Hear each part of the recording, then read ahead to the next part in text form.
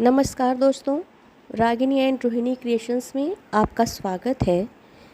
जितिया व्रत की कथा। पौराणिक कथा के अनुसार एक बार एक गरुड़ और एक मादा लोमड़ी नर्मदा नदी के पास एक हिमालय के जंगल में रहते थे। दोनों ने कुछ महिलाओं को पूजा अर्चना और उपवास करते देखा और खुद भी इसे देखने की और करने की कामना की। उनके उपवास के दौरान लोमड़ी भूख के कारण बेहोश हो गई और चुपके से उसने भोजन ग्रहण किया। दूसरी ओर चील ने पूरे समर्पण के साथ व्रत का पालन किया और उसे पूरा किया। इसके परिणाम स्वरूप लोमड़ी से पैदा हुए सभी बच्चे जन्म के कुछ दिन पश्चात ही मृत्यु को प्राप्त हो गए और चील की संतान को लंबी आयु प्राप्त हुई। दूसरी कथा।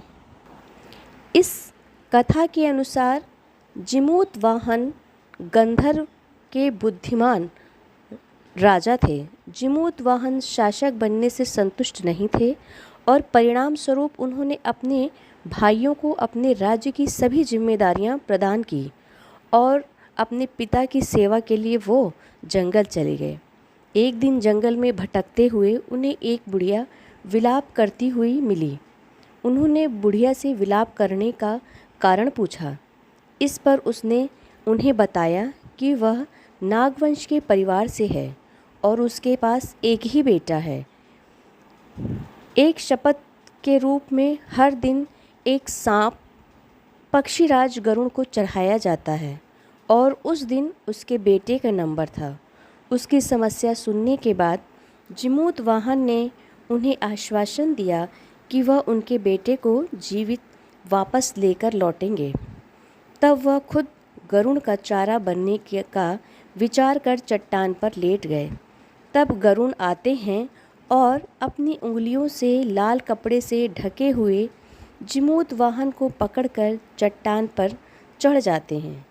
उसे हैरानी होती है जिससे उसने पकड़ा है वह कोई प्रतिक्रिया क्यों नहीं दे रहा है। तब वह जिमूतवाहन से उनके बारे में पूछते हैं। तब गरुड़ जिमूतवाहन की वीरता और परोपकार से प्रसन्न होकर सांपों से कोई और बलिदान नहीं लेने का वादा करते हैं। मान्यता है कि तभी सांपों की संतान को लंबी उम्र और कल्याण के लिए जितिया व्रत को मनाया जाता है। धन्यवाद।